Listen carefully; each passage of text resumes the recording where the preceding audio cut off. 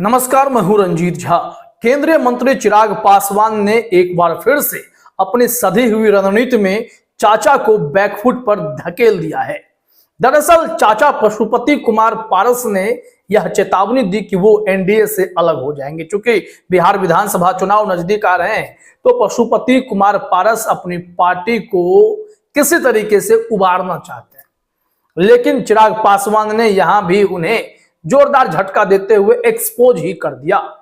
Media ने उनसे सवाल किया कि चाचा तो आपको चेतावनी दे रहे हैं, एनडीए को भी चेतावनी दे रहे हैं कि अपनी पार्टी लेकर एनडीए छोड़ देंगे।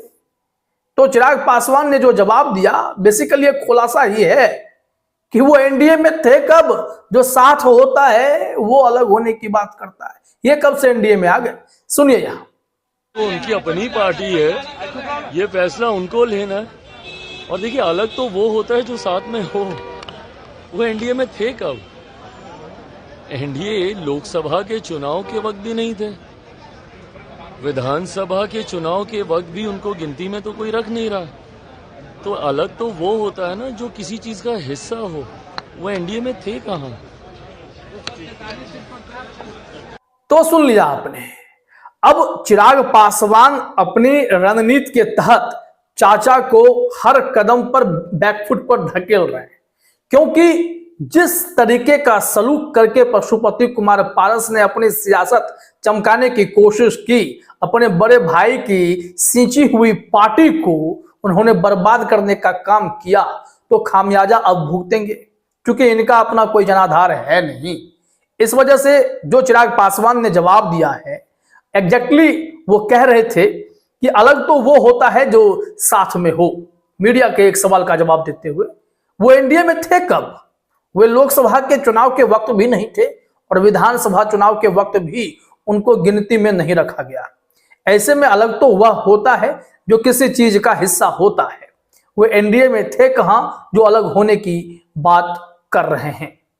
अब लोजपा की टूट के बाद पशुपति कुमार पारस जिस तरीके से चमके थे, केंद्रीय मंत्री तक बन गए थे, ऐसा लगा था कि रामविलास पासवान के असल उत्तराधिकारी के तौर पर वो खुद को स्थापित कर लेंगे।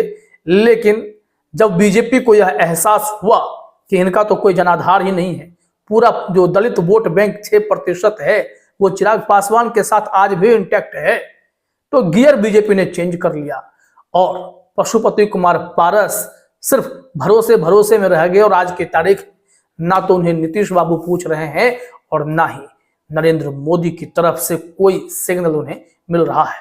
लिहाजा बौखलाहट में विधानसभा चुनाव नजदीक आने पर अपनी पार्टी का उद्धार करवाना चाहते हैं और हर तरफ के दरवाजे बंद हैं। क्या फैक्टर है, किस कारण से उनके साथ ऐसा हुआ, यह समझना होगा। बेसिकली जो गलती उन्होंने की लोजपा को तोड़कर, उसका खामियाजा तो उन्हें भुगतना ही था।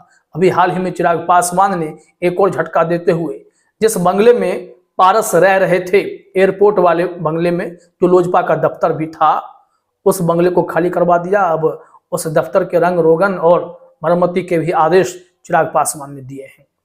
लेकिन आज बात करते हैं कि बेसिकली पार्टी में टूट के बाद चिराग पासवान को कमजोर करने की साजिशें रचने के इतर वो कौन से इनके 3 फैसले थे जिसने पशुपति कुमार पारस की बची खुची राजनीति भी खत्म कर दी। जरा देखिए, कहा जा रहा है सीट बंटवारे में जिद पर अड़े रहना। 2024 के लोकसभा चुनाव में बीजेपी ने पशुपति पारस और चिराग पासवान के सामने समझौते की कवायद शुरू की थी। बीजेपी का मानना था कि पासवान के जो वोट बैंक हैं वो चिराग पासवान के साथ इंटैक्ट हैं। ऐसे में चिराग पासवान को अगर दरकिनार किया तो यह फैसला नासमझी भरा होगा। कहा जाता है कि बीजेपी ने इसके लिए खूब कोशिशें की, पारस तैयार नहीं हुए, उन्हें गवर्नर तक का पद दिए जाने की बात हुई, लेकिन वो हाजीपुर से ही चुनाव लड़ने के लिए अड़ गए, जिसे चिराग लेना ही चाहते थे। आखिर में बीजेपी ने पारस को छोड़कर चिराग पासवान का ही हाथ पकड़ा। चिराग पासवान को 5 सीटें मिली और 5 सीटें चिराग पासवान जीत कर दिखा दिए, तो पारस के लिए दरवाजे एकदम से बंद हो गए। अब किस बात का टेंशन, ये तो परीक्षा में पास हो गए चिराग कि भाई पारस का कोई जनाधार नहीं है।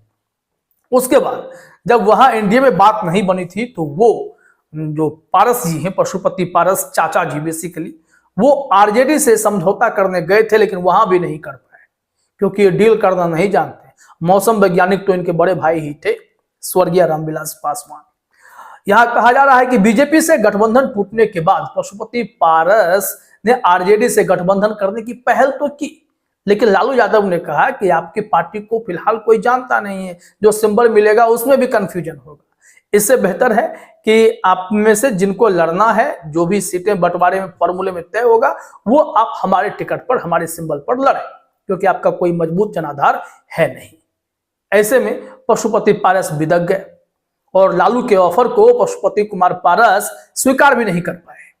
दिलचस्प बात यह हुई कि उसी वक्त जो वीणा देवी हैं, जो चिराग पासवान का साथ छोड़कर उस वक्त पारस गुट में गई थी, वो बैक टू चिराग पासवान आ गई। अब ऐसे में जो मोल भाव करने के हालात थे यहां पशुपति कुमार पारस के, वो और भी कमजोर पड़ गए और इंडिया गठबंधन में भी उन्हें एक भी सीट नसीब नहीं हुआ। फिर क्या हुआ कि जब लगा कि सब दरवाजे बंद हैं और अकेले इतनी हिम्मत नहीं है कि हम चुनाव लड़ लें और निर्दलीय लड़कर भी हार जाएं, अपनी पार्टी बनाकर भी हार जाएं, तो बेइज्जती ही होगी, तो उन्होंने क्या किया कि चुनाव नहीं लड़ने का फैसला किया। और चुनाव नहीं लड़ने का फैसला किया तो भी यहां कहा जा रहा है कि अगर वो लड़ लेते तो शायद कहीं बात बन गई होती, लेकिन चुनाव नहीं लड़ना राजनीति में अंत हो जाने का ही मकसद होता है। ये उपेंद्र कुशवाहा तो है नहीं, जिससे लड़ेंगे उससे मिल भी लेंगे। अब ये मिलने जा नहीं रहे, चिराग पासवान से मिलते तो कहीं ना कहीं राज्यसभा का जुगाड़ हो जाता, कुछ भी व्यवस्था यहाँ पर हुआ नहीं। तो धीरे धीरे अब क्या हुआ कि ना नीतीश कुमार चिराग पासवान से मिल रहे हैं, माफ कीजिएगा, ना तो नीतीश कुमार पशुपति पारस को भाव दे रहे, ना ही बीजेपी से कोई मोल भाव हो पा रहा है। हर दरवाजे पशुपति पारस के बंद हो रहे हैं। अब दरअसल नीतीश कुमार के साथ भी घात किए जाने की बात कही जा रही है। कहा जा रहा है कि पशुपति चिराग से बगावत कराए तो एनडीए में, लेकिन मार्फत नीतीश ही बने रहे। वैशाली की सांसद वीणा देवी ने एक इंटरव्यू में कहा था कि लोजपा टूट की स्क्रिप्ट तत्कालीन विधानसभा अध्यक्ष उपाध्यक्ष महेश्वर हजारी के घर पर लिखी गई थी। हजारी जेडीयू के कद्दावर नेता हैं और वर्तमान में नीतीश कैबिनेट में शामिल हैं। नीतीश और पारस का साथ 2024 तक बना रहा, लेकिन जैसे एनडीए ने नीतीश को सीएम फेस घोषित किया, वैसे ही नीतीश पारस से दूरी बनाने लगे। नीतीश विधानसभा चुनाव में चिराग से टकराव नहीं लेना चाहते हैं। 2020 के चुनाव में 40 सीटों पर जेडीयू उम्मीदवार चिराग की वजह से ही हार गए। तो चिराग पासवान का अपना एक अस्तित्व है, एक दम है, वो उसको दिखाते हैं। कहा जा रहा है क्या पारस अब कर पाएंगे करामात? पारस के लिए अब बिल्कुल मुश्किल ही है। वो कह रहे हैं कि हम अकेले चुनाव लड़ेंगे, 2025 में 243 सीटों पर उम्मीदवार खड़े कर देंगे और इसके लिए वो मीटिंग करेंगे। फिर पासवान समुदाय की आबादी 5-6% जो है वो वोट किधर जाएगा, यह भी सीधा सा गणित। आप जानते हैं कि फिलहाल चिराग पासवान का ही दबदबा है। तो देखते हैं कि ऐसे मसले में अब पारस के करियर का क्या होता है। फिलहाल चिराग पासवान ने उनका गुणा गणित एकदम से बिगाड़ दिया है और पारस जी बैकफुट पर हैं। हर चली हुई चाल उनकी विफल हो जा रही है। फिलहाल इस वीडियो में इतना ही। आप सभी का हमसे जुड़ने के लिए बहुत बहुत धन्यवाद।